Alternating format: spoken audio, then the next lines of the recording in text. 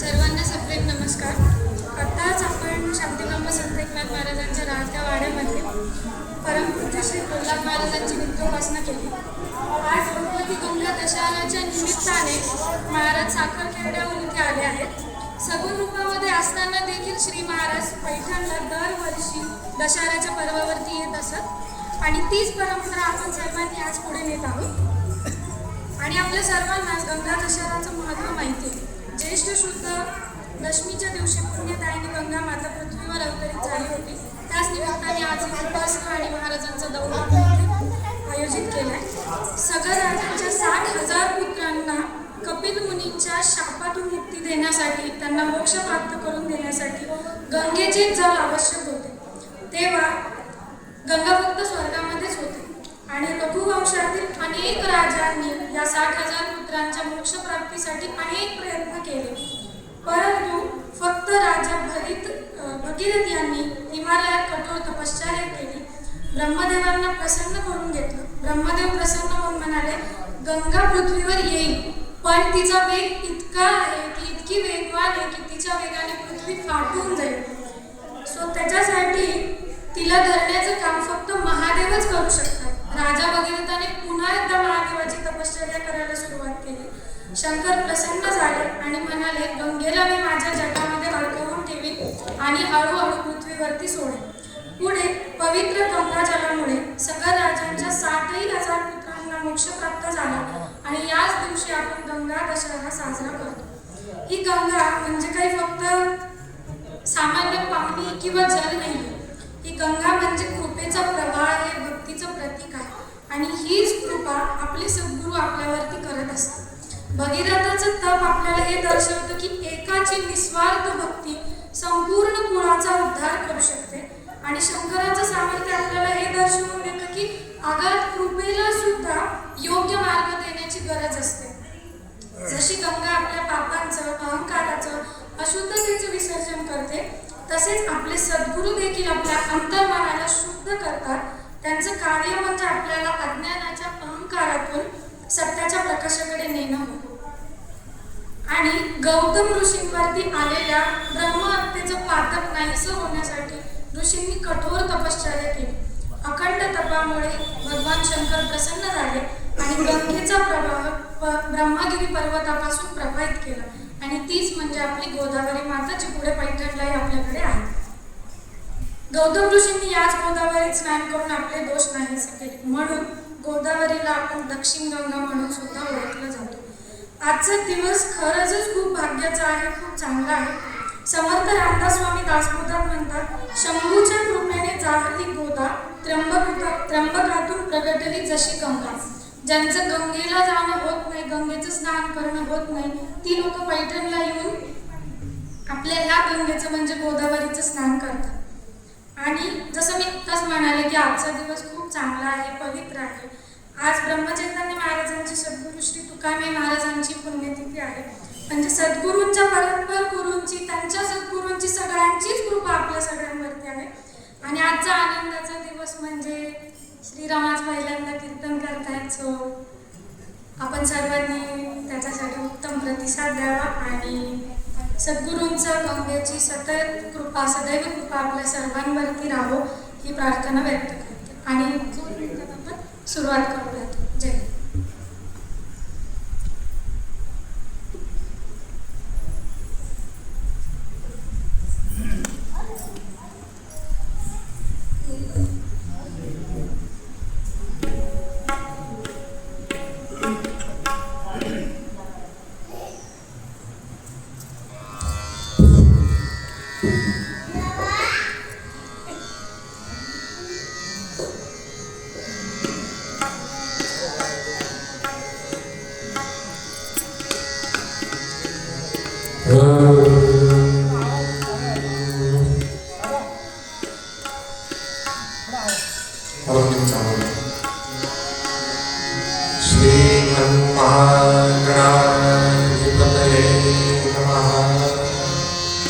श्री सरस्वती नमः.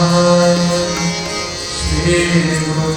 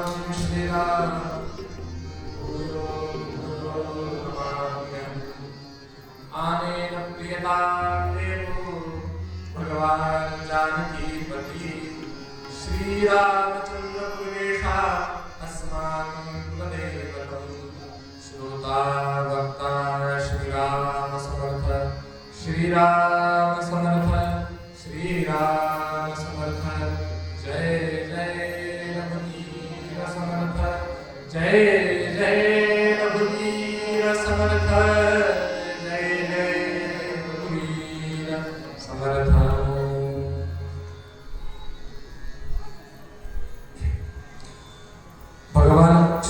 शंकरांच्या जटेमधून ज्येष्ठ शुक्ल पक्षाच्या 10व्या दिवशी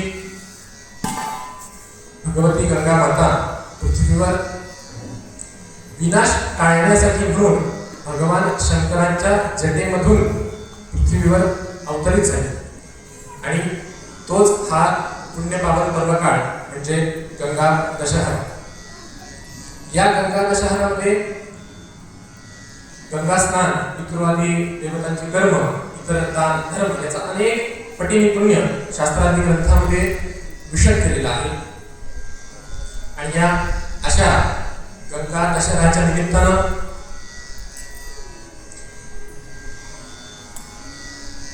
ज्यांना आपण भागवत धर्माचा त्यांनी खांब स्वरूपी आधार या संप्रदायाला दिला असे जनार्दन एकनाथ खांब दिला भागवत असे खांब स्वरूपी त्यांचं भक्कम असं योगदान भागवत धर्मामध्ये राहिलेलं आहे असे शांतीब्रह्म श्री एकनाथ महाराज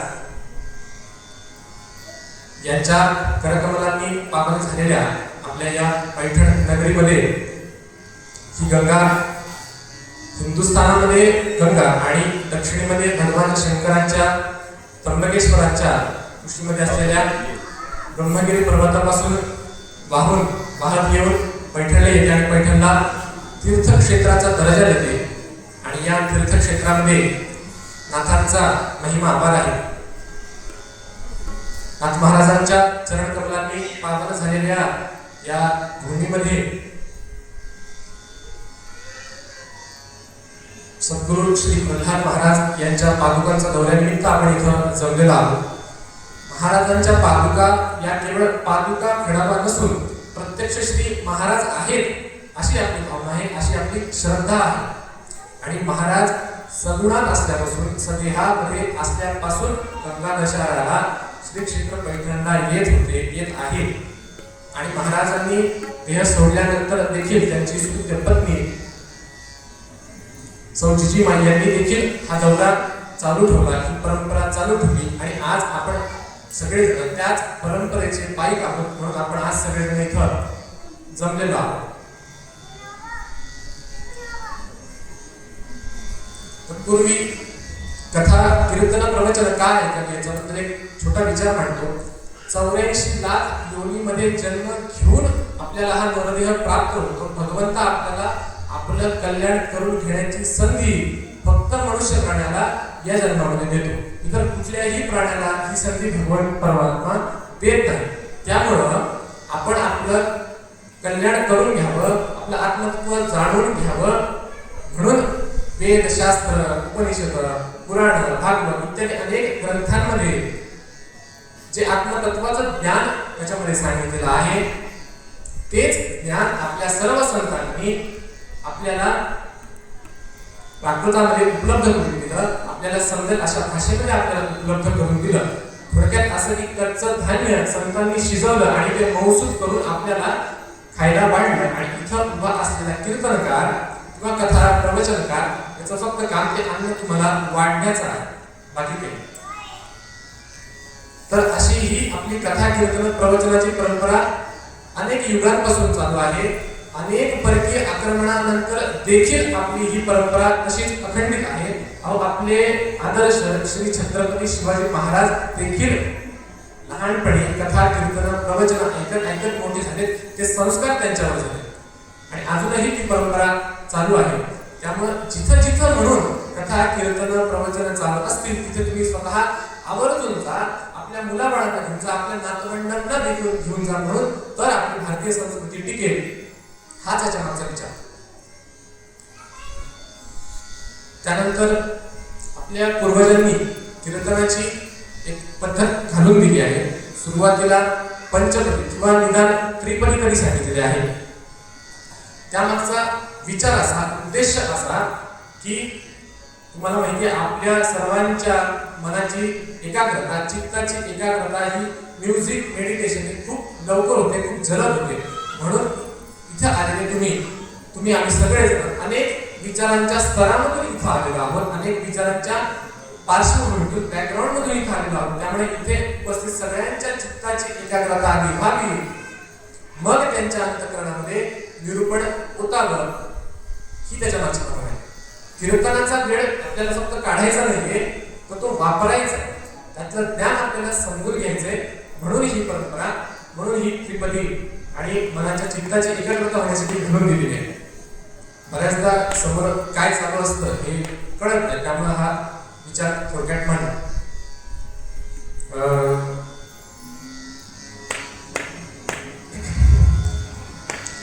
सद्गुरु वाचो मी सापडेना सोय, धरा वेते पाय आधी आधी, आपणा सारिखे करीती तात्काळ, नाही काळ मिळत या लागी. लोह परिसाची न सोये उमा, सद्गुरु महिमा आगाधची, तुका म्हणे कैसे आंधळे जन, गेले विसरून खऱ्या देवा. सद्गुरु वाचो मी सापडेना सोय, धरा वेते पाय आधी आधी.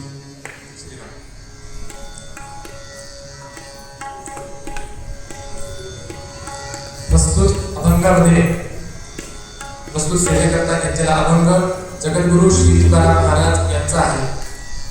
तुकाराम महाराज या अभंगामध्ये सद्गुरूचं वर्णन करतायत. पहिल्या चरणामध्ये तुकाराम महाराज सांगतात, सद्गुरु वाचो मी सापडेना सोय, धरा वेते पाय आधी आधी. आपल्या आयुष्यामध्ये अनेक गुरु आहेत, आपण अनेक गोष्टी त्यांच्याकडून शिकतो, परंतु आपलं अंतिम ध्येय जे आहे की आपण आपलं कल्याण करून घ्यावं, आपल्या आतमध्ये असलेल्या तत्वाची आणि भगवंतामध्ये असलेल्या तत्वाची ओळख आपल्याला पटावी, आपण आपला उद्धार करून घ्यावा, याकरिता म्हणून सद्गुरू आहे. आणि हे सद्गुरू आपल्याला ते ज्ञान देतात, आपल्यावर ते कृपा करतात, तेव्हा माणूस या भवसागरातून तरुण जातो. म्हणून पहिल्या चरणामध्ये तुकाराम महाराज सांगतात, सद्गुरु वाचो मी सापडेना सोय, धरा वेते पाय आधी आधी. अशा सद्गुरूंची, अशा संतांची आपल्यावर कृपा व्हावी, आपल्याला आपला उद्धार व्हावा, म्हणून तुकाराम महाराज आपल्याला संतांचे पाय, सद्गुरूंचे पाय धरायला सांगतात. धरा वेते पाय आधी आधी. असं आहे, सृष्टी सुधारण्याचं काम जरी विज्ञान करत असलं तरी दृष्टी सुधारण्याचं काम हे तुमचं अध्यात्म करतं. आणि अशा अध्यात्माची ओळख पटावी म्हणून सांगतोय. शंकराचार्य, जगद्गुरु शंकराचार्य त्यांच्या एका श्लोकामध्ये एक गोष्ट विशेष करतात. ते म्हणतात, जगामध्ये 3 गोष्टी खूप दुर्लभ आहेत आणि आपल्याला त्या आपल्या भाग्यानं मिळतात. दुर्लभम त्रयमेवैतत् देवानुग्रह हेतुकम, मनुष्यत्वम मुमुक्षत्वम महापुरुष संश्रयः. जगात 3 गोष्टी दुर्लभ सांगितल्या जगद्गुरु शंकराचार्य. पहिली गोष्ट मनुष्यत्वम, मनुष्य देहाचा जन्म. आताच आपण म्हणतो की 84 लाख योनीमध्ये जन्म घेतल्यानंतर आपल्याला हा जन्म मिळतोय, म्हणून मनुष्यत्वम. दुसरी गोष्ट मुमुक्षत्वम. मुमुक्षत्व शब्दाचा अर्थ असा आहे की माणसाला आपलं कल्याण करून घ्यावं याची इच्छा होणं, याची किंबहुना तळमळ लागणं म्हणजे मुमुक्षत्व. नाहीतर नुसता जन्म घेऊन काही होणार नाही. ती कल्याण करण्याची, आपला स्वतःचा उद्धार करून घेण्याची इच्छा आपल्याला होणं, ती तळमळ होणं, याला मुमुक्षत्व म्हणतात. म्हणून दुसरी गोष्ट मुमुक्षत्व. तिसरी गोष्ट महापुरुष संश्रयः. संतांचे, सद्गुरूंच्या आश्रयाला जावं आणि त्यांचा आश्रय आपल्याला भेटणं, त्यांची कृपा आपल्यावर होणं, ही गोष्ट दुर्मिळ सांगतात जगद्गुरु शंकराचार्य त्यांच्या या श्लोकात. म्हणून आपण आपल्या सद्गुरूंना शरण गेलं पाहिजे. म्हणून धरा वेते पाय त्यांचे आधी आधी, धरा वेते पाय आधी आधी. याच्या पुढे जाऊन स्वतः भगवान परमात्मा श्रीकृष्ण अर्जुनाला गीतेमध्ये सांगतात. काय सांगतात? नाना शास्त्र पठन लोके, नाना देवं च पूजयेत्, आत्मज्ञान विना भारत मुक्तिर्नास्ति कदाचन. सरळ अर्थ, नाना शास्त्र पठन लोके. भगवान सांगतायत, अर्जुना तू नाना शास्त्र, नाना प्रकारचे शास्त्र वाच, खूप विविध प्रकारचे तू शास्त्र वाच. नाना शास्त्र पठन लोके, नाना देवं च पूजयेत्. अनेक प्रकारच्या देवांची तू पूजा कर, त्या देवांना तू भज, परंतु पण पार्था आत्मज्ञान विना पार्थ मुक्तिर्नास्ति कदाचन. आत्मज्ञानाशिवाय आपल्याला मुक्ती भेटणं, आपला मोक्ष होणं, आपण मोक्ष पदाला जाणं हे शक्य नाही. हे भगवान परमात्मा स्वतः अर्जुनाला सांगतात. म्हणून असा मोक्ष आपल्याला मिळावा, आपला उद्धार झाला. आणि हे उद्धार करणारे फक्त आणि फक्त सद्गुरू आहे, बाकी पुढे. म्हणून घरावेगे पाय आधी आधी हे तुकाराम महाराज आपल्याला पहिल्या चरणात सांगतात.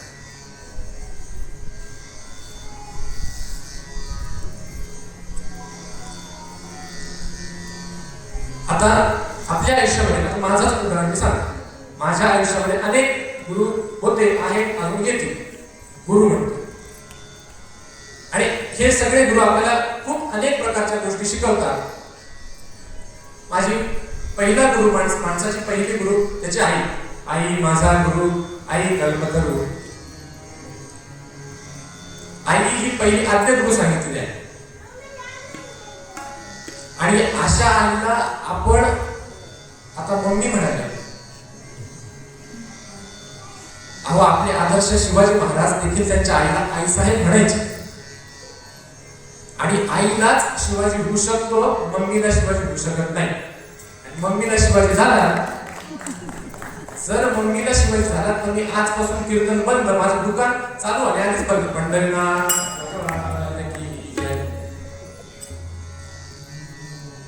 आणि हे असल्या मम्मी पिंकू पप्पा तिघांचाच करता. पंढरीनाथ भगवान की जय. आई नंतर माझे दुसरे गायत्री मंत्र देणारे, माझ्या नंतर माझी नंद झाली. गायत्री मंत्र देणारे वडील हे माझे दुसरे गुरु. त्यानंतर मग पहिलीत गेलो. पहिलीत एक गुरु होते, एकच तास होता एक गुरु. हळूहळू गेलो, 10वीला गेलो. 10वीला 10 तास झाले. 10 गुरु, नुसते गुरुच गुरु. सद्गुरुनाथ महाराज की जय. बरं, त्यानंतर नोकरी झाली, तिकडे वेगळेच गुरु. त्याच्यानंतर माझं लग्न, गुरु पालट, गुरु बदलला. महागुरु आले माझ्या आयुष्यामध्ये. झाले 2 वर्ष नाही, महागुरु आले. या गुरुचं कसं आहे, नुसती गुरु. बरं, ह्या महागुरुचे 3 महावाक्य ठरले. यांना काही कळतच नाही. मी आहे म्हणून टिकले. आणि 3रं महावाक्य दुसरी करून पण, सद्गुरुनाथ महाराज की जय. आणि असे हे गुरु भरपूर आपल्या आयुष्यामध्ये आहेत. परंतु सद्गुरु हेच फक्त आपल्याला मोक्ष पदाला प्राप्त करून देतात. समर्थ दासबोधामध्ये इतकं म्हणतात की आता सद्गुरु वर्णवेना जेथे माया स्पर्शो शकेना ते स्वरूप माझा ज्ञाना काय कळे श्रीराम. समर्थ रामदास स्वामी दासबोधात म्हणतायत आता सद्गुरु वर्णवेना. महाराजांचेच हात महाराजांनी टेकून दिले की आता सद्गुरु वर्णवेना, माझ्याकडून आता सद्गुरुचं वर्णन होऊ शकत नाही. समासात पहिलीच होती आता सद्गुरु वर्णवेना. जेथे माया स्पर्शो शकेना, ही माया पूर्ण अंतराळामध्ये भरून आहे, व्यापलेली आहे, हे आपल्याला माहिती आहे. परंतु या अशा अथांग मायेचा देखील जिथं स्पर्श देखील नाही, अशा ठिकाणी सद्गुरु. जेथे माया स्पर्शो शकेना. आपण म्हणतो अनंत कोटी ब्रह्मांड नायक, अनंत कोटी ब्रह्मांड नायकाचे ते स्वामी आहेत, अधिपती आहेत. म्हणून जेथे माया स्पर्शो शकेना, जिथे मायाचा देखील स्पर्श होऊ शकत नाही, ते स्वरूप माझा ज्ञाना काय कळे श्रीराम. जर समर्थांनाच हे कळालं नाहीये तर माझ्यासारख्याची, आपल्यासारख्याची आपल्याला कळणं ते मुश्किल. आणि मग प्रत्येक संतांचा जर आपण विचार केला, प्रत्येक संतांचा, तर सुरुवातीला माऊलींना विचारलं की तुमचं कसं आहे सद्गुरूच्या बाबतीमध्ये. तेव्हा माऊली सांगतात ज्ञान ते बहणे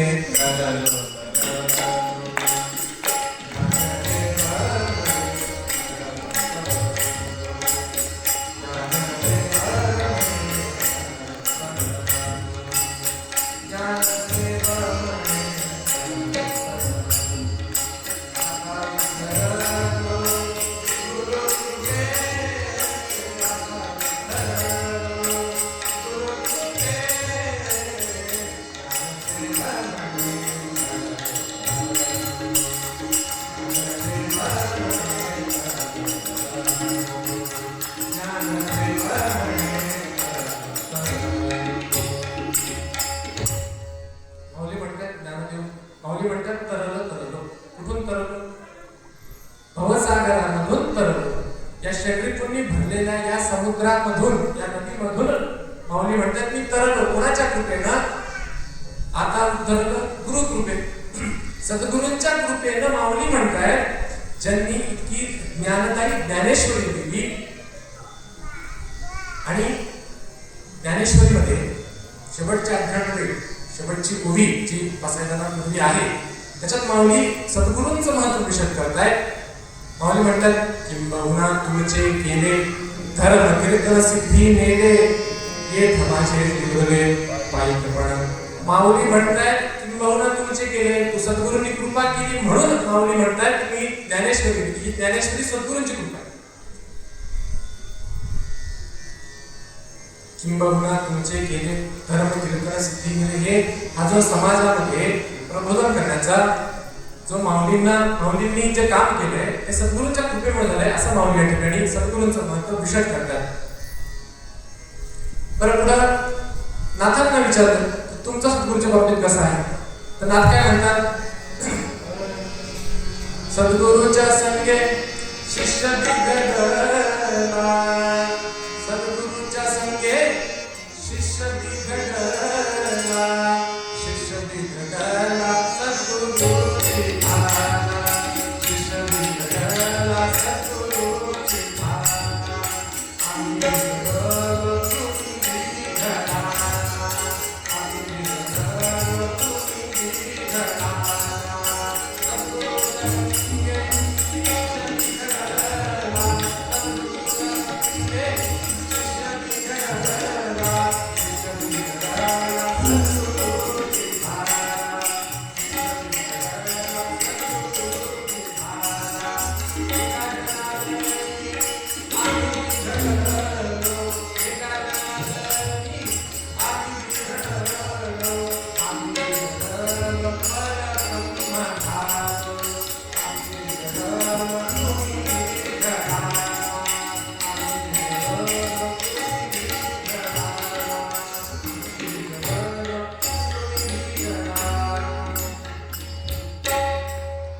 सद्गुरूच्या संगे शिष्य बिघडला, आम्ही बिघडलो तुम्ही बिघडा. महात्माला बिघडायला सांगतात नाही. आम्ही बिघडलो मध्ये जागा आहे, स्पेस आहे. हे मराठी भाषेचं कौतुक आहे. आम्ही बिघडलो तुम्ही बिघडा.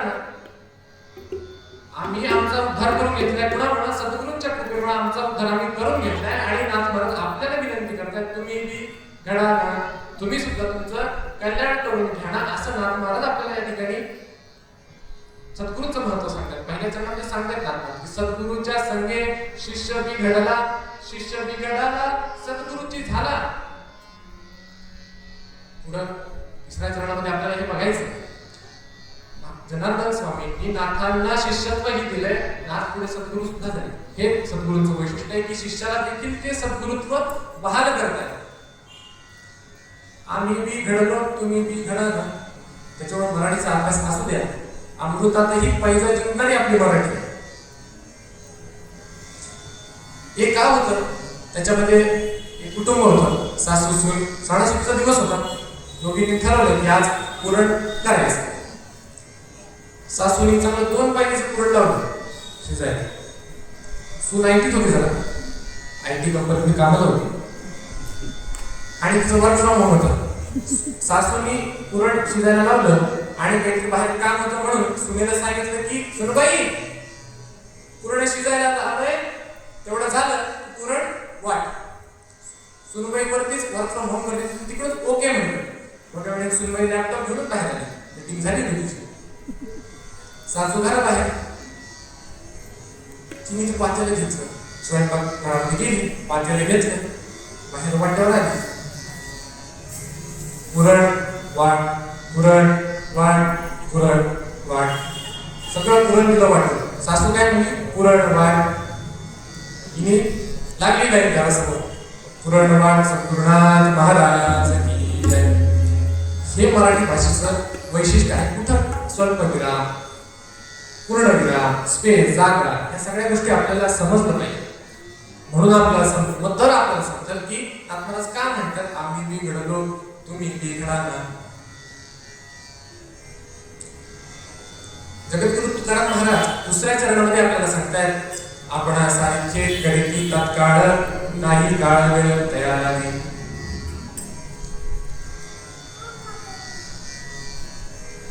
गोंदावल्याचे ब्रह्मचैतन्य महाराज यांनी गुरूंचा खूप शोध घेतला आणि जवळपास सर्व संतांची सद्गुरूचा शोधाबद्दलची ही गोष्ट सारखीच आहे. सद्गुरूंचा प्रत्येकाने शोध घेतल्यानंतर सद्गुरूंनी कृपा केली, अनेक परीक्षा घेतल्यानंतर कृपा केली. ब्रह्मचैतन्य महाराजांनी देखील त्यांच्या सद्गुरूच्या शोधात खूप भ्रमण केले. भारतभर महाराज हिंडलेत असा उल्लेख, महाराज आसामपर्यंत गेल्याचा उल्लेख आणि असाही एक उल्लेख आहे की अक्कलकोटचे श्री स्वामी समर्थ महाराज यांच्याकडे देखील महाराज गेल्याचा उल्लेख आहे. तिथं ब्रह्मचैतन्य महाराजांनी विनंती केली महाराजांना की मला तुमचा शिष्य करून घ्या, पण स्वामींनी तेव्हा नकार दिलाय आणि सांगितलं की तू तुझ्या सद्गुरूचा शोध सुरू ठेव, तुझ्या सद्गुरू लवकरच तुला भेटते. आणि महाराज भारतभर हिंडले आणि शेवटी येळेगावचे श्री तुकाई महाराज यांच्याकडे ब्रह्मचैतन्य महाराज गेले आणि योगायोगानं आज तुकाबाई महाराजांची पुण्यतिथी देखील आहे. येळेगाव निवासी तुकाबाई महाराज की जय.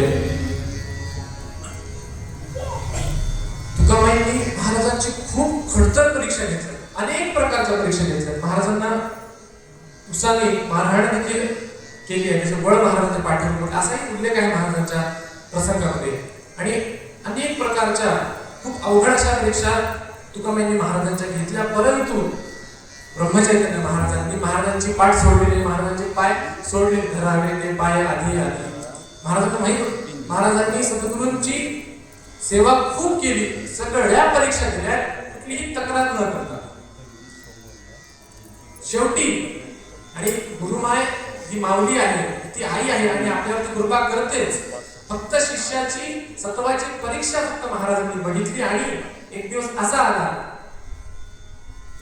की जे ब्रह्मचैतन्य महाराजांनी अनेक परीक्षा दिल्या त्याचं फळ स्वरूप म्हणून तुकाबाई महाराजांनी ब्रह्मचैतन्य महाराजांना अनुग्रहित केलं, राम नामाची दीक्षा त्यांनी. आणि यासाठी महाराजांनी तुकाबाई महाराजांनी एके दिवशी महाराजांना बोलावलं आणि त्या विहिरीपासून बसून महाराजांनी तो उपदेश महाराजांना केला की जे मला माझ्या सद्गुरूंकडून मिळाले ते मी आज सर्वस्व तुला देतोय, हे महाराज त्या ठिकाणी सांगतात. आणि तुकाबाई महाराजांनी अनुग्रह ब्रह्मचैतन्य महाराजांनी दिला आणि आपल्यासारखं करून घेतलं, आपल्यामध्ये सामावून घेतलं, म्हणून आपण सारखे करीती तत्काळ. बरं, यासाठी तुकाबाई महाराजांनी अनुग्रह घ्यायचा म्हणून तिथला मुहूर्त बघितला नाही, कुठली वेळ बघितली नाही, तिथलं काळ बघितलं नाही, स्थान बघितलं नाही, काहीही बघितलं नाही, म्हणून नाही काळ वेळ तया लागे. ही सद्गुरूंचा महिमा आहे, हा सद्गुरूंचा महिमा. पण पुढच्या तिसऱ्या चरणामध्ये जगद्गुरु तुकाराम महाराज म्हणतात, लोह परिसाची न सोहे उपमा, सद्गुरु महिमा अगाधाची. परीस लोखंडाला सोनं करतं. थोडा मुद्दा समजावून घ्या. परीस लोखंडाला सोनं करतं, तसं सद्गुरु स्वरूपी परीस लोखंड स्वरूपी शिष्याला सोनं करतं. परंतु फरक इथं आहे की परिसाने जेव्हा लोखंडाला सोनं केलं तेव्हा त्या सोन्याला तुम्ही दुसऱ्या कुठल्या लोखंडाला लावलं तर ते सोनं होणार नाही, ते लोखंडच राहील. परंतु याच्यात उलट सद्गुरूंनी ज्या शिष्याला आपलंसं करून घेतलंय, त्यांना परिस्थिती स्पर्श केलाय, तर तो शिष्य देखील सद्गुरू म्हणून पुढं अनेक शिष्यांना शिष्यत्व देतो. याचं उत्तम उदाहरण म्हणजे महाराजांची गुरु परंपरा.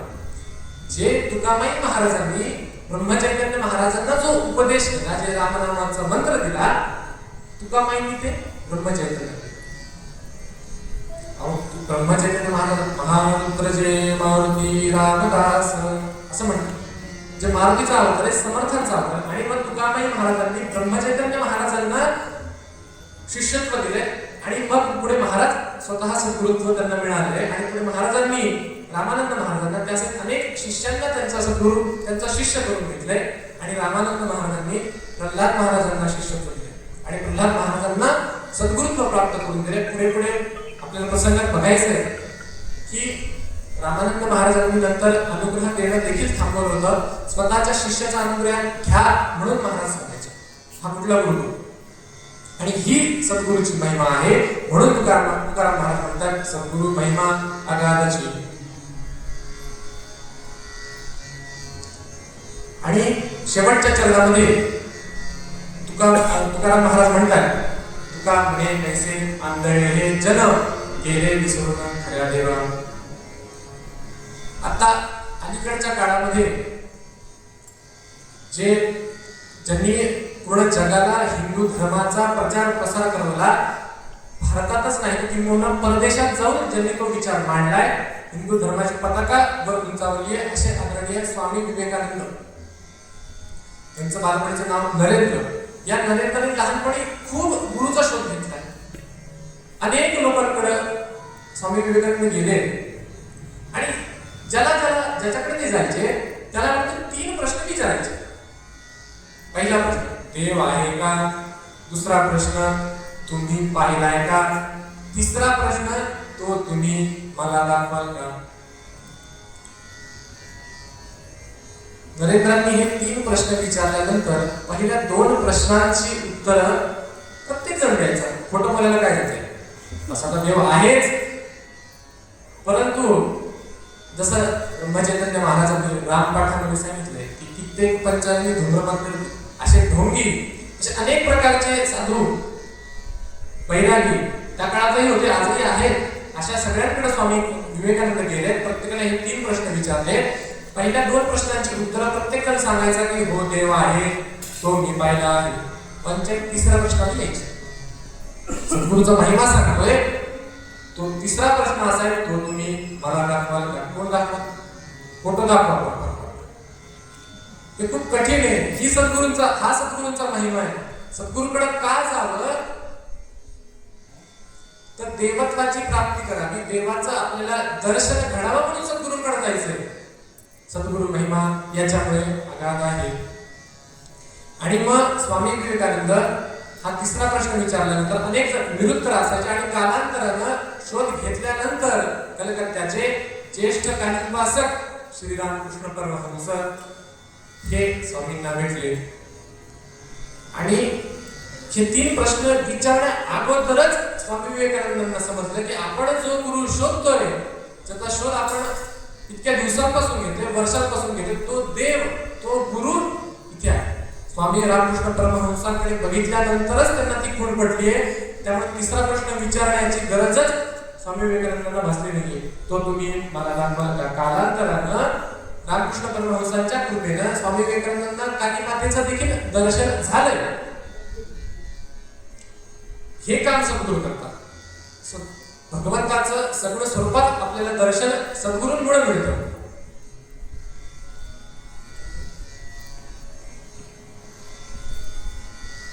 म्हणून शेवटच्या चरणामध्ये तुकाराम महाराज सांगतायत, तुका म्हणे कैसे आंधळे जन गेले विसरून खऱ्या देवा. आणि सद्गुरूंच्या कृपेमुळं आपले अनंत जन्माचे पाप देखील नाहीसे होत आहेत. जळती पापाचे डोंगर या करता मला एक प्रसंग सांगतो. आपल्याला वाण्याचा प्रसंग माहिती आहे. हा वाण्या जंगलामध्ये वाटसरूंना थांबवायचा, लुटायचा, त्यांच्याकडून धन लुटायचा आणि नाही दिलं तर त्यांना मारून टाकून त्यांच्या नावाचा एक खडा रांजणामध्ये टाकायचा. असे त्याचे 7 रांजण भरले होते. बघा त्याने किती माणसांना मारला असेल आणि किती त्याच्या नावावर पाप जमा झाला असेल. आणि मग या जंगलामध्ये एकदा महर्षी नारद मुनी तिथे आले आणि वाल्याने त्यांना थांबवलंय आणि तेव्हा दरडावून विचारलंय, दरडावून त्यांच्याकडून तुमच्याकडे काय आहे ते मला काढून द्या. नारद म्हणाले माझ्याकडे काहीच नाही बाबा, माझ्याकडे विना आहे, चिवळ्या आहे, बस, याच्या व्यतिरिक्त काय? माझ्याकडे कुठलंही धन नाही, अडका नाही, पैसा नाही, काहीच नाही, तुला देण्यासारखं माझ्याकडे काहीच नाही. तरी वाल्याला विश्वास बसेल. त्याने तिथं पुन्हा धमकावले नारदांना की तुमच्याकडे जे असेल ते खरं खरं काढून द्या, नाही तुम्हाला इथंच मारून टाकेल आणि तुमच्या नावाचा एक खडा माझ्या रानवडामध्ये टाकून देईल. नारदमध्ये मी विचारले की बाबा रे असे किती लोक मारले असतो, असं किती पाप केलं असतं. तेव्हा वाल्याने नारदांना सांगितलं की असे 7 रांजण भरले. नारदांनी तोंडाला सांगलं आणि मग नारदांनी वाल्याला विचारले की तू एवढं पाप केलंयस, तुझ्या या पापामध्ये तुझ्या घरचे भागीदार आहेत का? तेव्हा तो निरुत्तर झाला आणि नारद म्हणाले घरी जाऊन विचारू तू. त्यांनी नारदांना झाडाला बांधले विश्वास नाही म्हणून आणि मग घरी गेले. बायकोकडे गेला. बायकोला म्हणलं मी एवढे लोक मारले, 7 रांजण भरले, 3.5 रांजणाची भागीदार तू होतीस का? बायकोला हातच जोडले. हॅलो काही काय बोलता, पापामध्ये मी भागीदार नाही, पुण्यामध्ये मी भागीदार. आणि असं आहे बायकोच्या नवऱ्याच्या पुण्यामध्ये पुरुषाचा वाटा आहे पण पापाचा वाटा नाही.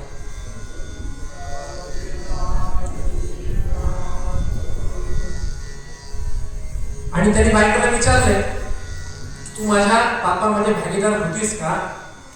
असं आहे पुरुषाच्या जी पुण्य आहे का, पुरुष जर मास्तर असेल तर त्याची बायको आपोआप मास्तरीन बाई होती, भले तिला ती 5वी का फेल असेल. पुरुष जर डॉक्टर असेल तर बायको डॉक्टरीन बाई, भले तिला डॉक्टरची गोळी मिळेल. आणि परंतु पुरुषाच्या पापामध्ये स्त्रीचा वाटा नाही, ते त्याच्याच मात्र तुम्ही तुमचं बघा. तर मग ते बायको नाही म्हणली. वाल्या मग त्याच्या मुलांकडे गेल्या. तो म्हणला बाबा हो तुमची एवढी कॉलेजची फीस भरली, शाळेची फीस भरली, तुम्ही 3.5 रांजणाचे भागीदार होतात का? दोघांबरोबर होते. पोरांनी हातच जोडले. म्हणाले हो पप्पा. पोरांनी विचारले वाल्याला पप्पा तुम्ही काय करता? तेव्हा वाल्याने सांगितले की मी लुटमार करतो. कोण म्हणाले आम्हाला म्हटलं पुण्याला कंपनीमध्येच आहे, पण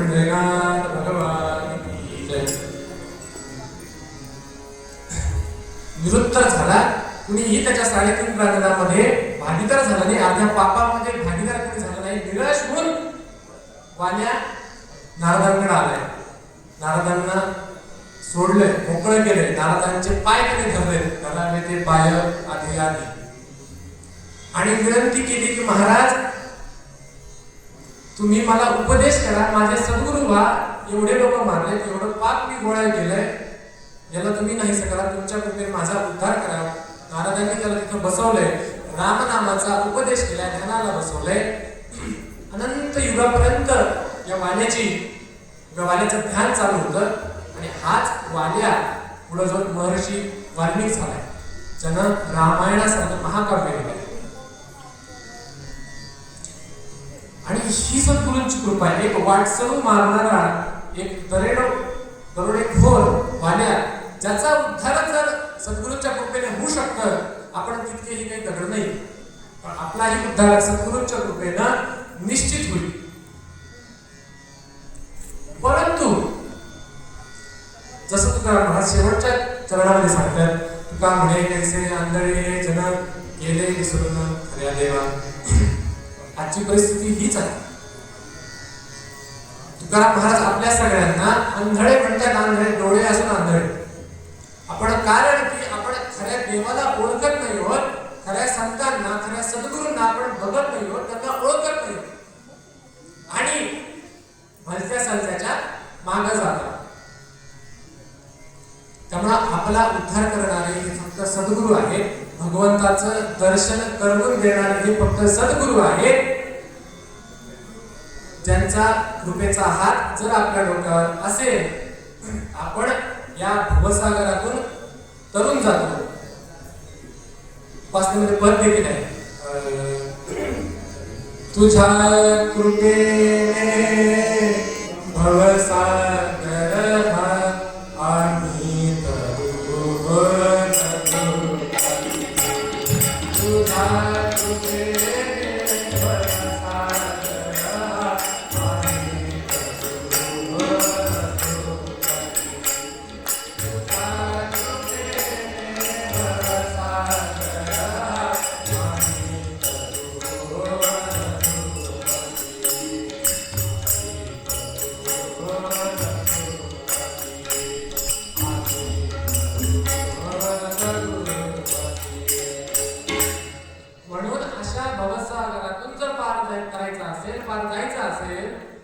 तुझ्या कृपेने भवसागर हा आम्ही करू हो रघुपती.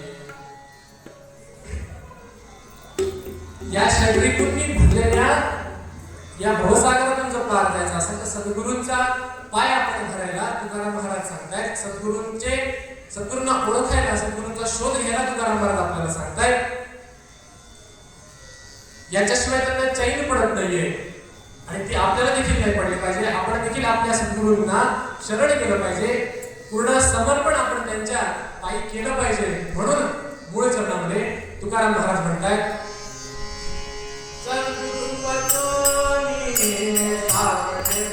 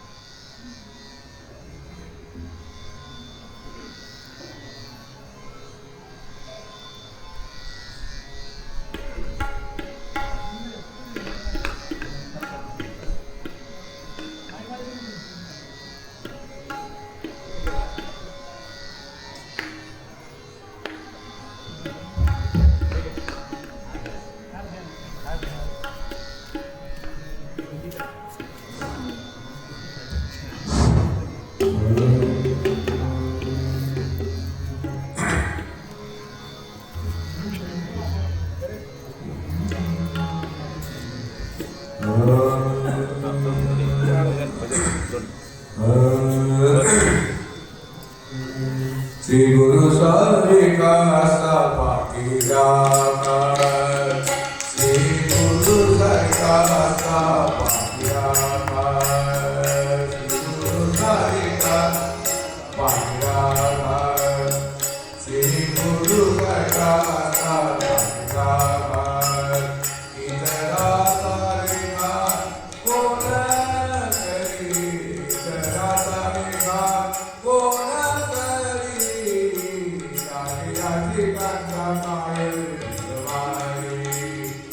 राजयाची कांता कायल मागे मनाचे आरोगे सिद्धी पावे मनाचे आरोगे सिद्धी पावे राजयाची कांता कायल मागे राजयाची कांता कायल मागे करू करवती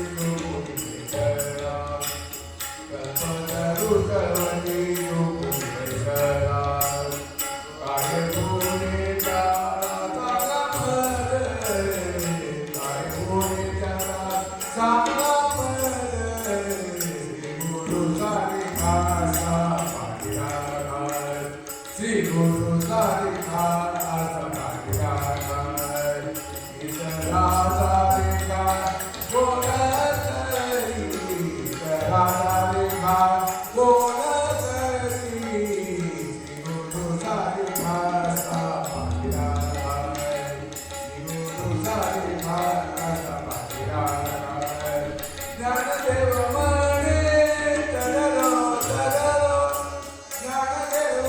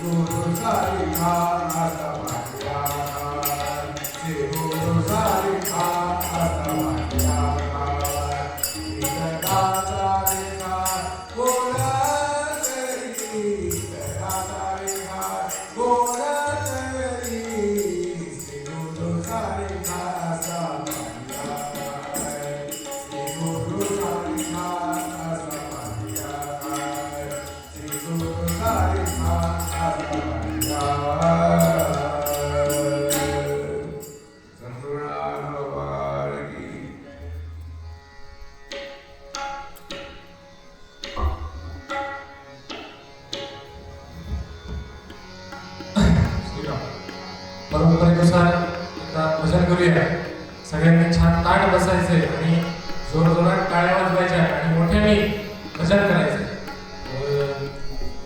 श्रीराम जय राम जय जय राम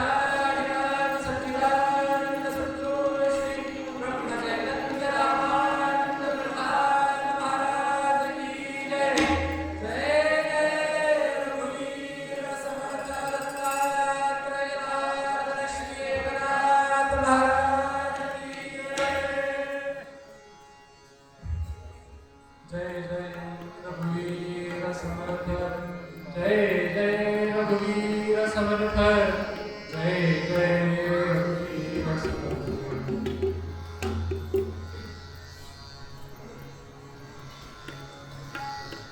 महाराष्ट्र ही संतांची भूमी आहे.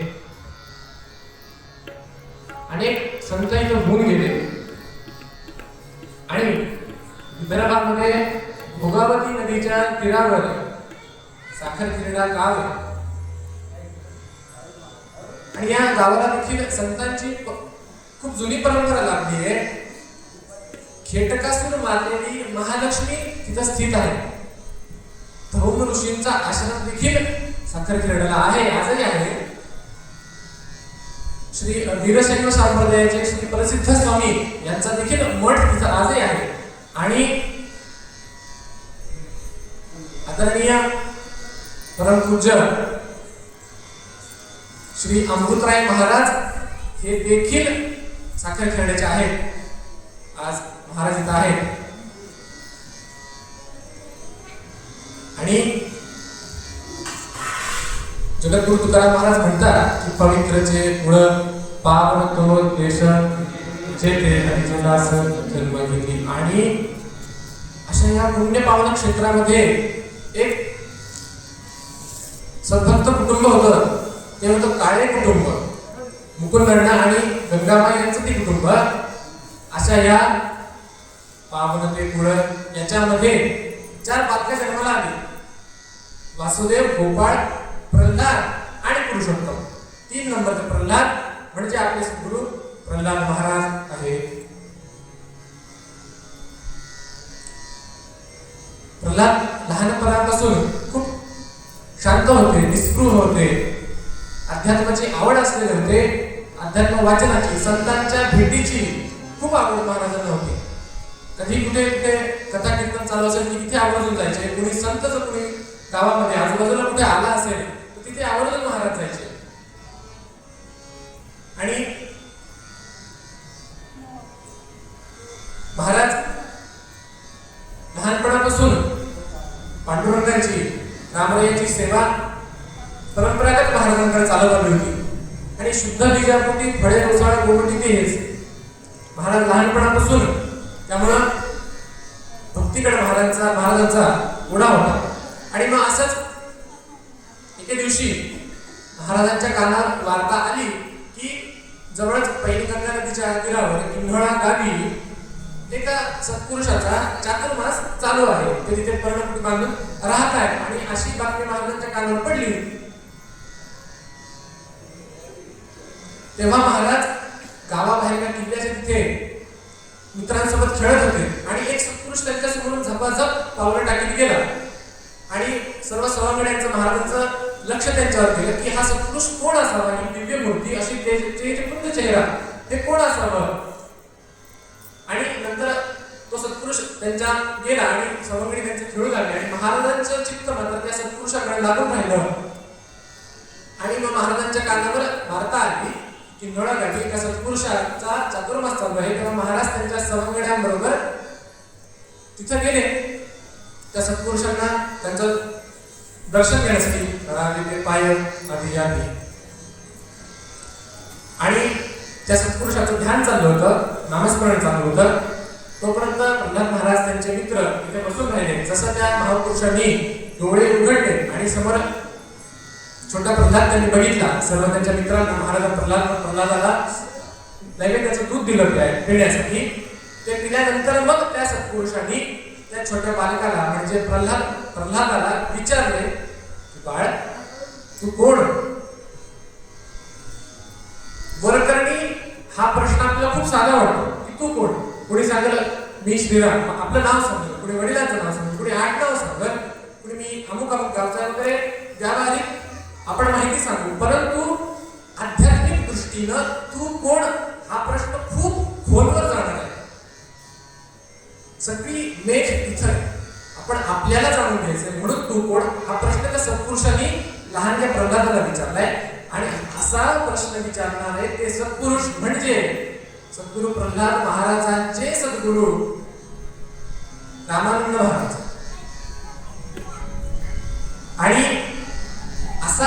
प्रश्न जवळजवळ 400-450 वर्षांपूर्वी एका सत्पुरुषानं एका लहानग्याला केला होता की तू कोण. आणि हे सत्पुरुष म्हणजे जनार्दन स्वामी आणि तो लहानगा बालक म्हणजे एकनाथ महाराज.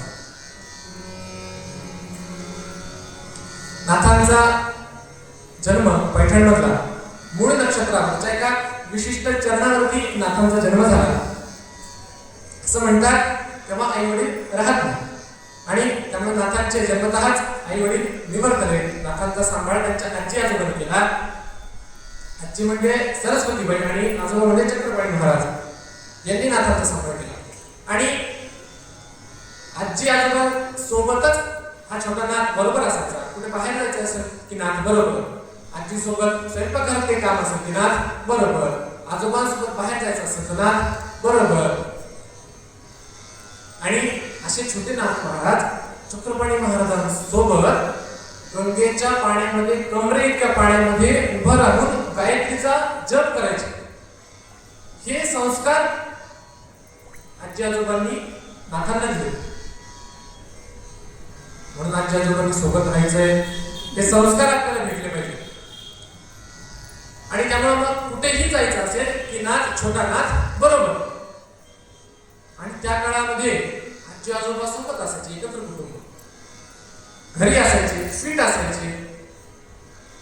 त्या काळी व्हॉट्सअप नव्हतं, पंढरीनाथ भगवान की जय. आणि मग पैठणमध्ये नदीच्या तीरावर वाळवंटामध्ये एके दिवशी एक कीर्तन होतं. त्या कीर्तनासाठी आजी आजोबांसोबत हा छोटा नाथ गेला. त्याला मोबाईल नव्हता, गेम नव्हते. सद्गुरुनाथ महाराज की जय. आणि कीर्तनामध्ये त्या बुवांनी सांगितलं सद्गुरुविण ब्रह्मज्ञान सर्वथा नवे नवे जाण. हे नाथ महाराज ऐकताय, छोटे नाथ महाराज. हे ब्रह्मज्ञान अवघड शब्द नाथांनी ऐकले. आणि त्या कीर्तनकारांनी बुवांनी कीर्तनात सांगितलं की जर तुम्हाला तुमचा उद्धार करून घ्यायचा असेल, तुमचं कल्याण करायचं असेल, या भवसागरातून पार जायचं असेल तर सद्गुरूचे पाय धरावे ते पाय आधी आधी. सद्गुरू शिवाय असलेलं ब्रह्मज्ञान जर तुमच्याकडे असेल पण सद्गुरू नसते, सद्गुरूची कृपा नसेल तर त्याचा काहीही अर्थ नाही. सर्वथा नवे नवे जाते. त्यामुळे हे सगळं ऐकलं आणि त्या बुवांनी कीर्तनात सांगितल्याप्रमाणे की तुम्ही सद्गुरूचा शोध घ्या, तुमचं कल्याण करण्यासाठी सद्गुरू आवश्यक आहे. मग छोटे नाथ महाराज आजी आजोबासोबत घरी आले. आजीच्या मागे त्यांनी एकच नाव, आजी हे सद्गुरू म्हणजे कोण ग, हे मला भेटतील का, कुठं भेटतील, असे अनेक प्रश्नांचा भडीमार आजीवर केले, आजोबांवर केले. आजीने त्या दिवशी पुरतं खाऊन पिऊन झोपी घातली की उद्या जाईल विसरून, लहान बाळ. पण नाथ दुसऱ्या दिवशी उठले. दुसऱ्या दिवशी उठल्यापासून नाथ दिसेल त्याला हाच प्रश्न विचारला, अहो मला माझे सद्गुरू भेटतील का, कुठे असतील माझे सद्गुरू. कोणालाच काही सांगता येईल. आजीने एक दिवशी वैतागून सांगितलं, मला माहित नाही, कीर्तनात ऐकलेलं घरी आणायचं नसतं, ते तिथंच सोडून यायचं सद्गुरुनाथ महाराज की जय. पण नाथांनी इच्छा पुरवला. मग आजीने वैतागून सांगितलं की जा त्या गंगेला जाऊन विचार. आणि लहान बालकांची श्रद्धा कशी असते, आपल्या लवकर विश्वास बसत नाही. पण नाथांची गंगेवर खूप श्रद्धा, अगाढ श्रद्धा. आणि हे ऐकलं आजीने सांगितलं की तू गंगेला जाऊन विचार. नाथ महाराज ह्याच वाड्यातून तसेच निघाले. आणि घाट उतरला, गंगेच्या वाळवंटात गेले, गंगामाईला प्रार्थना केली. आणि नाथांच्या डोळ्याच्या कळा पाणवल्या. खूप मनातून शुद्ध भावाने नाथांनी गंगेची प्रार्थना केली. आणि नाथ महाराज म्हणताय, भेटीव मला सणी सद्गुरु गंगे,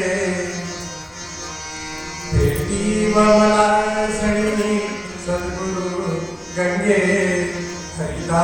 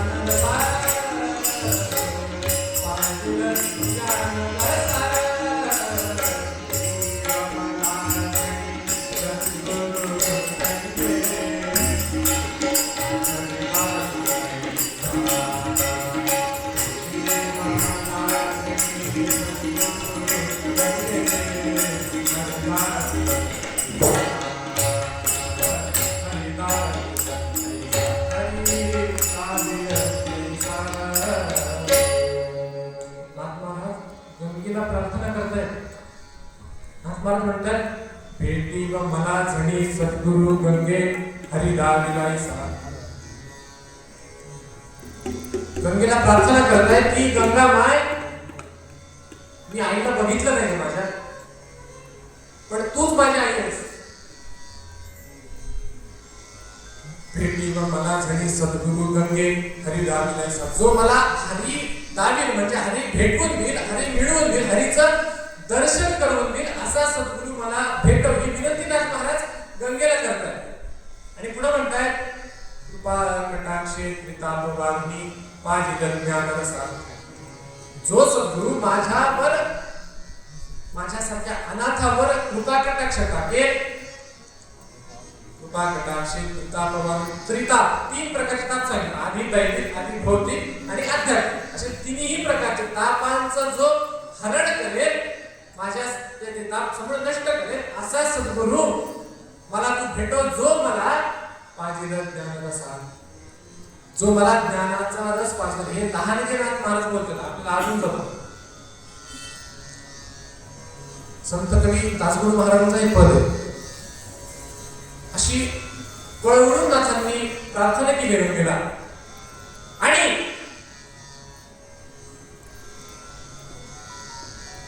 छान पांढरी शुभ्र साडी घातलेली, लांब केस, पाणीदार डोळे, छान असं नाक, जरीची साडी, नखशिकांत दागिन्यांनी मढलेली अशी भगवती गंगा माता नाथांसमोर प्रकट झाली. भगवती गंगा गोदावरी माता की जय. प्रसन्न डोळ्यासमोर छोटे नाथ महाराज उभे आणि गंगामाई आता प्रसन्न झाले. आणि विचार केला नाथा काय हो. नाथ म्हणतायत भेटी व मला झणी सद्गुरु गंगे हरिदा दिलाई सा. आणि मग भगवती गंगा माता बोलू लागली नाथांना की नाथा, सद्गुरु काय वाटेवर पडलेले नसतात. तुम्ही जाल आणि सद्गुरु तुम्हाला भेटतील. सद्गुरूंचा शोध घ्यावा लागतो. अनेक प्रकारच्या खडतर परीक्षेमधून जावं लागतं, तेव्हा सद्गुरूची प्राप्ती होती. अशी गंगामाय छोट्या नाथांना सांगते. ती सांगते की सद्गुरू इतक्या सहजासहजी भेटणारे नाहीये. सद्गुरूचे काय बॅनर लागलेले नसतात, सद्गुरू गुगलवर नसतात. टॉप 5 सद्गुरू नियर मी नाही, कॉन्टॅक्ट नंबर नाही त्यांचा. मग गंगामाय नाथांना सांगते की तू सद्गुरूचा शोध घे. गंगामाय तेव्हा नाथांना एक दिशा दर्शवते. गंगामाय म्हणते जवळ येथुनी दौलताबाद येत, ग्राम आहे तब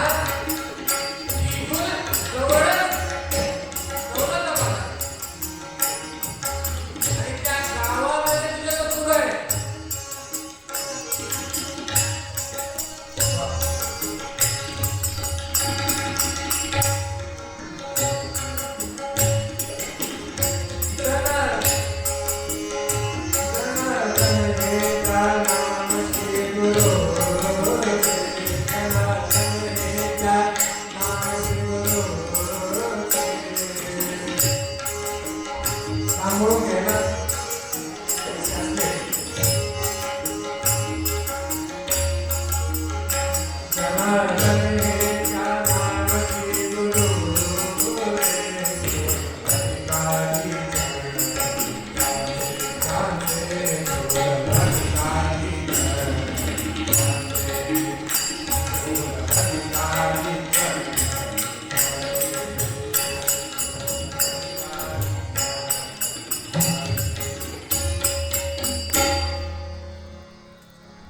उगवत्या वाणीमधून गंगा माय बोलतीये, जवळ येथून दौलताबाद एको ग्राम आहे तव गुरु तेथ देख. दौलताबाद या गावामध्ये तुझे सद्गुरू आहे जनार्दन असं त्यांचं नाव आहे. जनार्दन हे त्या नामश्री गुरुचे थोर अधिकारी चरण धरी यांचे. जनार्दन महाराजांची महती गंगाबाई सांगते की थोर अधिकारी जनार्दन स्वामीचे पाय धरतात अशा तुझी सद्गुरूची महती आहे. जे दौलताबाद गावामध्ये इथून जवळ आहे तिथे तुझे सद्गुरू आहेत. तू त्यांची भेट घे, त्यांचा शोध घे असं म्हणून गंगाबाई गुप्त झाली. आणि नाथांनी ऐकलं आणि नाथांना काहीच सुचेना. नाथ घरी आले, आजीला जुजुबी असं खोटं बोलले की मी खेळायला जाऊन येतो असं म्हणून नाथ महाराज घरातून बाहेर निघाले आहेत तसे. कारण फक्त एकच, जसं आपण बघितलं की मुमुक्षत्व सद्गुरूंना भेटण्याची जी इच्छा आहे, तळमळ आहे ती नाथांना लागली. आणि हे ऐकल्यापासून नाथांना एकही क्षण पैठणमध्ये थांबावं असं वाटलं नाही. नाथांनी तडक वाट धरली. चालताय पुढे जाऊन एकाला विचारलं, दादा हे दौलताबाद कुठे हो? तेव्हा त्यांनी सांगितलं की अरे बाळा, तू वाट चुकलायस. तू दक्षिणेकडे चालला आहे. तू वाट बदल आणि उत्तरेकडे जा. नाथांनी त्याच क्षणी नाथ वळले आणि उत्तर दिशेला चालायला लागले. कारण उत्तर दिशेला नाथांचं उत्तर होतं. सद्गुरू महाराज नाथ वळले, उत्तरेला चालायला लागले. वाटेत आलेली नदी ओलांडली. नदी, नाले, ओढा काहीच नाथांना दिसत नाहीये. दिसतायत ते फक्त सद्गुरू. वाटेत पायात काटे टोचतायत, भळभळ रक्त वाहतंय त्या पायामधून. तरीही नाथांना त्याची पर्वा नाही. कारण तळमळ लागली सद्गुरू भेटीची. पुढे जंगल लागलं. जंगलामध्ये हिंस्र श्वापदांचे आवाज यायला लागले. तरीही नाथ महाराज तळमळले नाही. कारण सद्गुरूंच्या भेटीची ओढ. दर कोस दर बदल करत नाथ महाराज शेवटचे एकदा दौलताबाद मध्ये त्या गावामध्ये जाऊन पोहोचले. अगदी सूर्यास्ताची वेळ झाली होती. आणि मग गावामध्ये गेल्यानंतर नाथ महाराज ज्याला त्याला विचारतात की हे जनार्दन स्वामी कुठे आहेत हो, मला त्यांची भेट घ्यायची. जनार्दन स्वामी कुठे असतील प्रत्येकाला विचारतात नाथ महाराज. जनार्दन स्वामी म्हणून स्वामींची तिथं ओळख तशी म्हणून नव्हती. कारण जनार्दन स्वामींची महती इतकी मोठी की यवनांच्या राज्यामध्ये एका किल्ल्याचे, एका सुभ्याचे ते किल्लेदार होते, सुभेदार होते. काय अधिकार असत म्हणून म्हणताय. म्हणून गंगा म्हणते की थोर अधिकारी चरण धरी त्यांचे. जी शुक्रवारची सार्वजनिक सुट्टी होती दौलताबादमध्ये, ती स्वामींचा गुरुवारचा उपासनेचा दिवस होता. ती सार्वजनिक सुट्टी गुरुवारी करून घेतली. इतकी जनार्दन स्वामींची महती, इतकं त्यांचं मोठेपण आहे. आणि नाथ प्रत्येकाला विचारतायत आणि समोरून चांगले 6 फुटाचे धिप्पाड असे भाला घेतलेले 2 शिपाई आले आणि नाथांना दरडक विचारलंय, ए बच्चा कोण आहे तू, काय काय तुझे? नाथ महाराजांनी हात जोडून सांगितले, मला जनार्दन स्वामींना भेटायचं, मला माझ्या सद्गुरूंना भेटायचंय. ऐसा कोई नहीं है ना यहाँ पे, चले जाओ. तरी त्या शिपायांनी सांगितलंय की इथे एक किल्लेदार आहेत, सुभेदार आहेत, आम्ही त्यांचे पायी आहोत, त्यांचं नाव जनार्दन पंत आहे, इथले थोर अधिकारी आहेत, त्यांना भेटायचं असेल तू सूर्योदयाला किल्ल्याच्या महाद्वारावर असं नाथांनी ऐकलं आणि मग जवळच एका छोट्या देवळामध्ये नाथ महाराज जाऊन पडले, पहुडले. दिवसभराची 2 दिवसाची केलेली पायपीट, पायात रुतलेले काटे, अंगात अन्नाचा एकही कण नाही, या अवस्थेत नाथ महाराज तिकडे गेले. आपल्यासारखा असता एक दिवस कुठं जायचं तर आपण 2 बॅगा भरतो, घे घे घे घे, दशम्या घे, चटण्या घे, लोणचे घे. पण नाथांनी याची काहीही पर्वा केली नाही. नाथ आहेत तसे निघाले आणि दौलताबाद मध्ये पोहोचले. कारण सद्गुरूंच्या भेटीची ओढ. आणि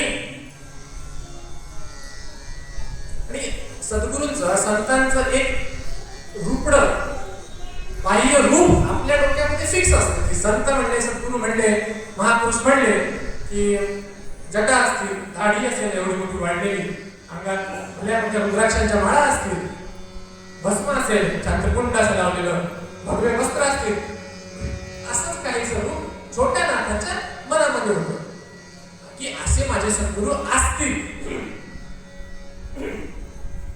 आणि मग दिवसभर केलेली पायपीट, पोटात अन्नाचा कळ नाही, अशा स्थितीमध्ये नाथ महाराज पहुडले आणि तत्क्षणी नाथांचा डोळा लागला.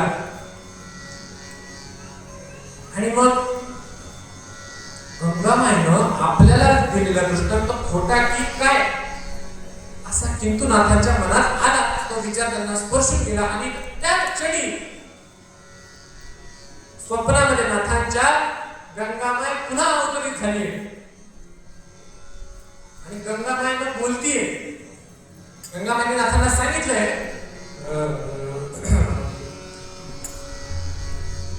हा स्वामी मठमठी तुला देते मुला,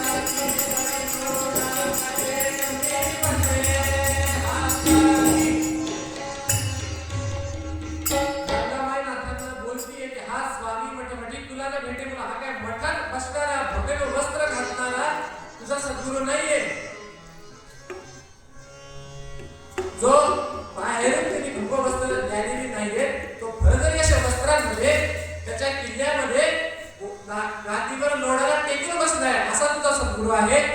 तो बाहेर भगवे वस्त्र जरी त्याने घातले परंतु तो आतून भगवा आहे. नाथ महाराजांनी हे ऐकलं आणि तत्क्षणी नाथांचा डोळा उघडलाय. पहाटेची वेळ झाली होती. नाथांनी पटकन स्नान करून किल्ल्याच्या महाद्वारावर गेले. सकाळच्या सूर्योदयाच्या वेळेला जनार्दन स्वामींचा दान धर्माचा वेळ होता. कोणी पैसा मागते, कोणी धान्य मागते, कोणी काय मागते, कोणी काय मागते. अशा या रांगेमध्ये नाथ महाराज लागले आणि मग दोघांची नजरानजर झाली. सद्गुरू जनार्दन स्वामी आणि छोटे नाथ महाराज समोर उभे. आणि मग जनार्दन स्वामींनी प्रश्न विचारलाय नाथांना की तू कोण. अरे हाच प्रश्न रामानंद महाराजांनी छोट्या प्रल्हाद महाराजांना विचारलाय. दोन्ही प्रसंग तुम्ही डोळ्यासमोर आणा. आणि नाथ देखील तितकेच पक्के पण त्यांनी नाव नाही सांगितलं. मग सांगितलं की महाराज मी कोण हे जाणून घेण्यासाठी मी तुमच्याकडून आलो. आणि हे हुशारीचं उत्तर जनार्दन स्वामींनी ऐकलं. नाथांना जवळ घेतले. बिरदावळीमध्ये उभी देखील आहे. मस्त काळामध्ये हातक झाला कृपावंत जनार्दन. जनार्दन स्वामींनी जवळ घेतले नाथांना. त्याची चौकशी केली, विचारपूस केली आणि मग स्वतःच्या पदरी शिष्य म्हणून ठेवून घेतलंय आणि एक जुजबी व्यावहारिक काम म्हणून नाथांना जमा खर्चाचं किल्ल्यावरचं जे जमा खर्चाचं काम केलंय. मग नाथ कडक तयार झाले. दुसऱ्या दिवशीपासून सद्गुरूंच्या आधी उठत आहे. स्वतःचं सगळं आवडून सद्गुरू उठण्या अगोदर तिथे उपस्थित आहेत. त्यानंतर सद्गुरूंना आंघोळीचं पाणी करून देणं, नव्यामध्ये सद्गुरूंचा कफ इत्यादी सर्व साफ करणे हे सुद्धा काम नाथांनी केली आहे. सद्गुरूंच्या सेवेमध्ये कुठलीही कमतरता भासू दिली नाहीये.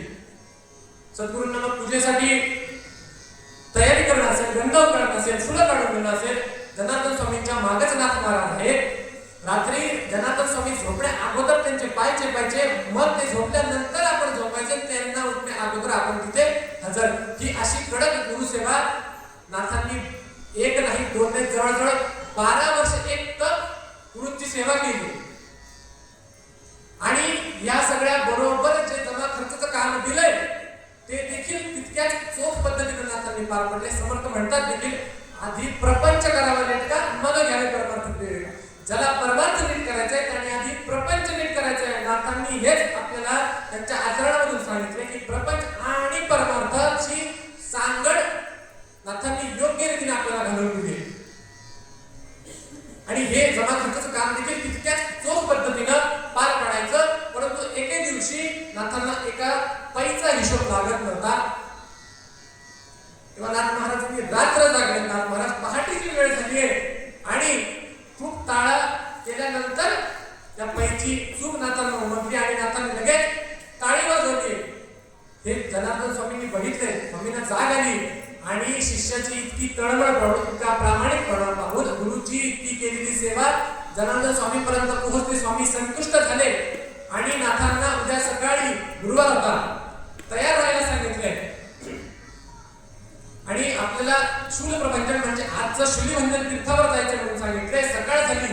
दोघांनी आवडून दोघं घोड्यावर बसले आणि शूलप्रभंजन तीर्थावर पोहोचले. गेल्यानंतर स्वामींचा उपासनेचा तो दिवस. स्वामी तिथे बसले आणि स्वामींनी नाथांना सांगून ठेवलं होतं की मी जसं करेल तसंच तू करायचं. आणि मग जनार्दन स्वामी प्रार्थना करतायत. गुरुर्ब्रह्मा गुरुर्विष्णू गुरुर्देवो महेश्वरा गुरु साक्षात परब्रह्म तस्मै श्री गुरुदेव नमः. इकडे जनार्दन स्वामी बसले, तिकडे नाथ महाराज बसले. प्रसंग डोळ्यासमोर आणा. आणि मग काही वेळाने एक मलंग एक फकीर इथं आला. गुलिस्तान में तो बहुत खुदा ही हुआ गया असं वर्णन.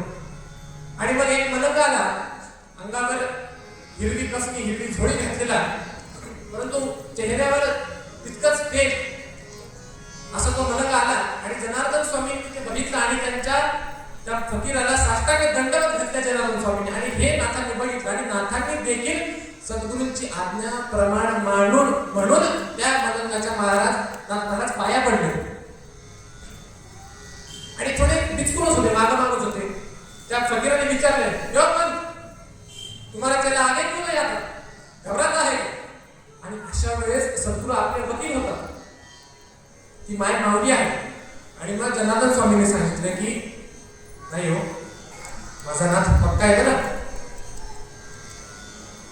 आणि मग त्या फकीराने त्याच्या झोळीत ती शिळी भाकर काढली, एका वाडक्यामध्ये कुस्करली, तिथल्याच कुत्रीचं दूध काढलं, दुधामध्ये ती भाकर कुस्करली आणि एक घास स्वतः खातोय तो फकीर आणि एक घास जनार्दन स्वामींना भरवतोय. नाथ महाराज हे चित्र पाहतायत. नाथांनी तोंडाला हात लावला, म्हणाले आबा इकडे किल्ल्या सोड. आणि इथं फकीराच्या हाताने शिळी भाकर खातात कुत्रीच्या दुधामध्ये. आणि मग हे खाणं झाल्यानंतर जनार्दन स्वामींनी त्यांच्या हातात ते वाडगं नाथांना दिलंय आणि सांगितलंय की एवढं मिसळून घे हे वाडगं आणि याच्यातलं पाणी पिऊन टाक. सद्गुरूंची आज्ञा बघायला महाराज कितपत पालन करतात.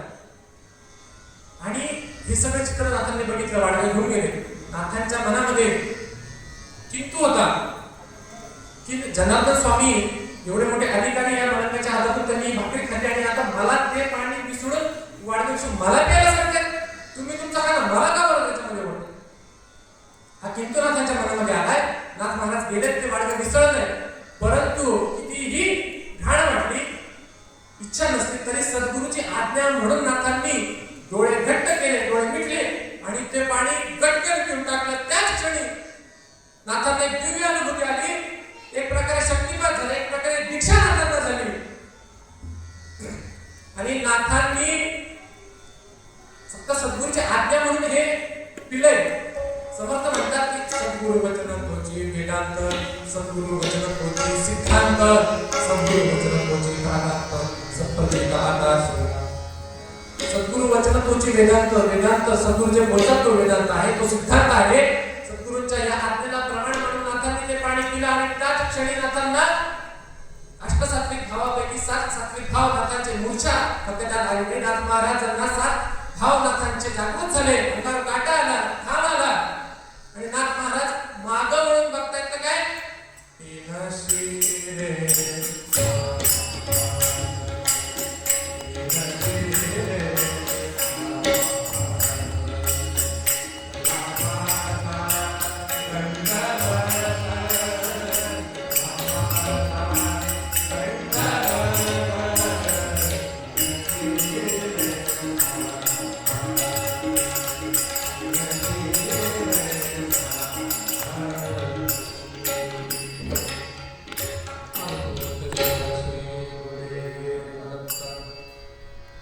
सगुण स्वरूपात भगवान दत्तात्रेयांनी स्वतःच प्रकट झाले आणि नाथांना दर्शन दिले. याचं कारण फक्त एकच, सद्गुरूंची कृपा. त्याशिवाय हे दर्शन नाथांना झालं नसतं.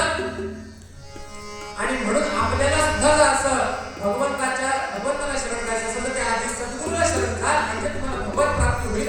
आणि असंच शरण प्रल्हाद महाराज त्यांच्या सद्गुरूंना गेलेत, रामानंद महाराजांना गेलेत आणि महाराज स्वतः राम झाले.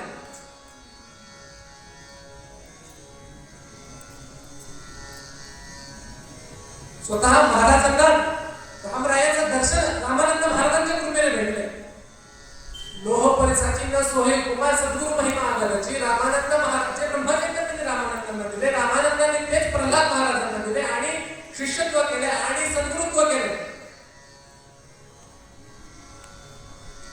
1918ला महाराजांच्या घरामध्ये अनेक मंडळी इन्फ्लुएन्झाच्या साथीमुळे गेली, तरीही महाराज घडले नाहीत. महाराजांवर पूर्ण कुटुंबाची जबाबदारी आली तरी महाराजांनी भगवंताचं अधिष्ठान सोडलं नाही, रामनाम सोडलं नाही, ते टिकून ठेवलं. 1920ला सद्गुरु वचन तोची वेदांताप्रमाणे महाराजांनी आहे त्या घरासकट गृहदान केले. घरावर तुळशी पत्र ठेवले महाराजांनी. फक्त अंगावरचं धोतर आणि महाराजांनी दिलेलं राम पंचायत घेऊन महाराज बाहेर पडले. सद्गुरूची आज्ञा कितपत मानावी याचं उत्तम उदाहरण महाराजांनी घालून दिले.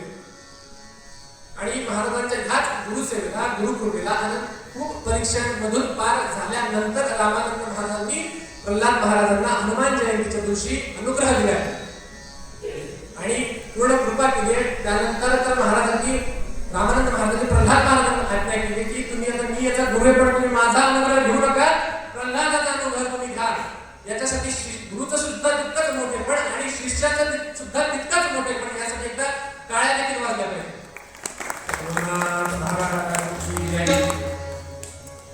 आणि अशीच कृपा रामानंद महाराजांनी प्रल्हादावर केली. कारण प्रल्हाद महाराजांना माहित होतं की सद्गुरु साहित्य सद्गुरु वाचून सापडेना सोय करावे ते पाय आधी आधी. म्हणून प्रल्हाद महाराजांनी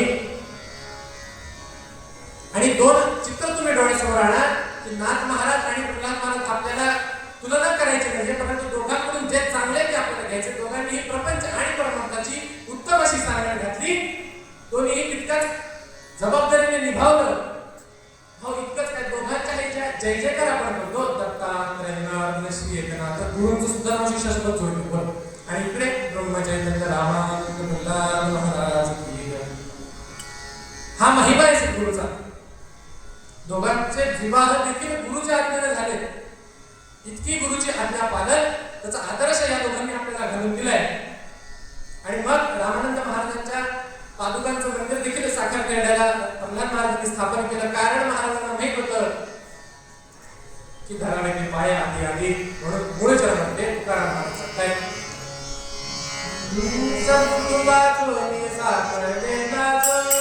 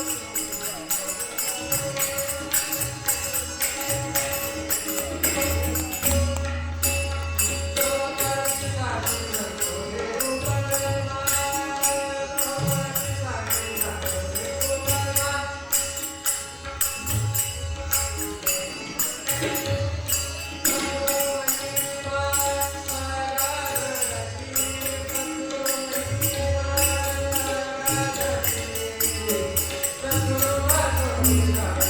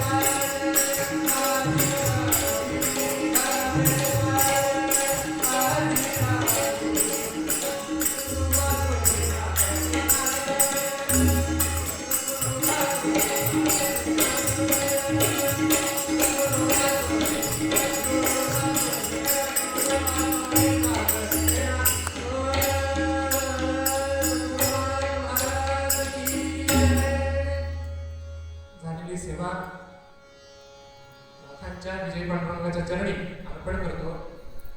गुलाब महाराजांच्या चरणी अर्पण करतो. प्रसंगी हे माझं पहिलंच कीर्तन आहे, कारण मला अजूनही काम सुटलेलंच आहे. याचं कारण असं की समोर खूप दिग्गज मंडळी बसली आहेत, खूप श्रेष्ठ मंडळी बसली आहेत, ती खूप लहान आहे. आणि हे असं की आपल्या वेळे नाही मी बोलतो सखा कृपा होतो वाचनाची या न्यायाप्रमाणे मी आज इथं उभं होतो आणि महाराजांच्या आज्ञेप्रमाणे महाराजांची इच्छा समजून हे कीर्तन या ठिकाणी महाराजांनीच करून घेतलंय, नाथांनीच करून घेतलंय. प्रसंगी उपस्थित माझे गुरु, पहिली गुरु माझी आई वंदना साळजोशी, माझे वडील वेदशास्त्र संपन्न रवींद्र मधुकरराव साळजोशी हे आज उपस्थित आहेत आणि खूप स्नेहाची मंडळी इथे उपस्थित आहेत. नाथांचे वंशज आणि ज्येष्ठ कीर्तनकार आणि माझे सासरे हरिभक्तपरायण प्रवीण महाराज गोसावी देखील इथे उपस्थित आहेत. त्याचबरोबर ज्येष्ठ कीर्तनकार नाथांचे वंशज हरिभक्तपरायण पुष्कर महाराज देखील या ठिकाणी उपस्थित आहेत. त्यांच्या चरणी मी नमन करतो. बरेगावकर महाराज देखील आज इथे उपस्थित आहेत. त्यांचंही मार्गदर्शन मला या कीर्तनाकरिता लाभलंय. उपस्थित माझे काका हरिभक्तपरायण वेदशास्त्र संपन्न किरण देवा साळजोशी असतील, वेदशास्त्र संपन्न गणेश देवा साळजोशी असतील, उपस्थित गावकर आजोबा असतील, सतीश मामा आहेत, विनोद मामा आहेत, अनेक स्नेहाची मंडळी आहेत. सर देखील आज इथे उपस्थित आहेत, गुरु आहेत आणि या तुम्ही सगळ्यांनी आशीर्वाद दिला म्हणून मी आज इथे उभा आहे आणि हे कीर्तन महाराजांनी करून घेतलं आहे असंच मी समजतो.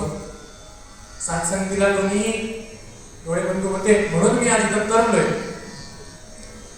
त्यामुळे त्या दोघांनाही तितकेच धन्यवाद. अभिराम देखील आज त्यांनी संतोष देखील त्यांना देखील तितकेच धन्यवाद देतो.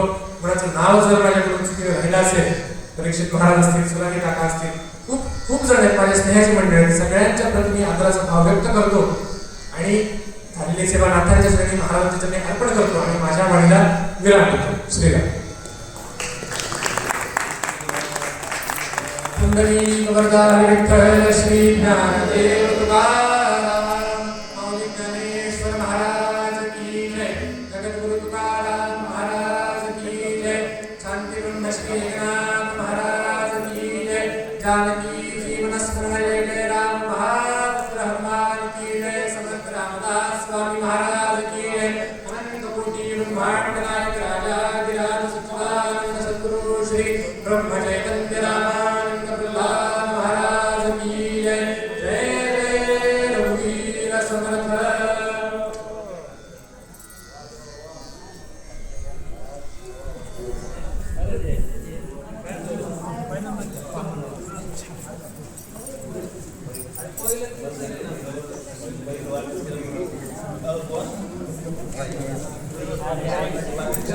Thank you.